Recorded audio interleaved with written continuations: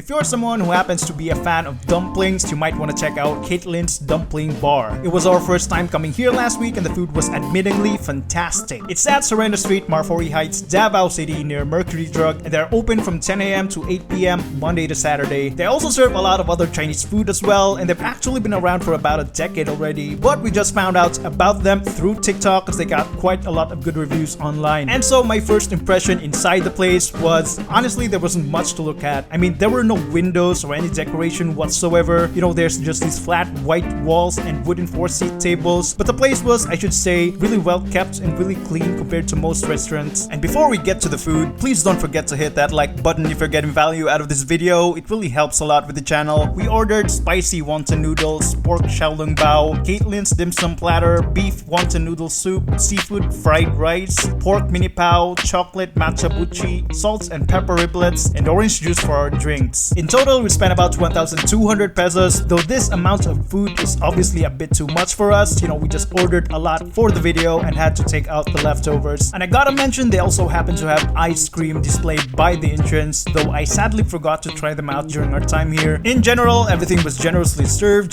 These dumplings were really meaty and had a very rich and genuine flavor. You know, it doesn't have that artificial taste of the usual dumplings that I'm used to. Please be aware that I'm only judging according to my personal taste and that not everything I say may apply to everyone. The beef was of good quality and perfectly tender, though I happen to find their seafood rice a bit bland and the noodles were a bit too soggy for my taste, but it wasn't anything too bad. You know, in fact, other people may even prefer it to be served this way. Another thing that really stuck with me was their buchi. The outer layer was crispy and the filling was really sweet and flavorful. You know, personally, I'm not really much of a fan of buchi, but this style is quite the exception. And if there's anything else that I think that can be improved within the place, again, maybe having some paintings or a TV might help give a bit of life to the area. And they actually didn't have service water when we dined here, but other than that, it was still a really awesome experience. You know, the food was remarkable and affordable. It is one of my new favorites. Do try it if you haven't already. The link to their page is down in the description. If you happen to enjoy these types of content, you know what to do. Go check out my channel and I'm gonna see you on the next video.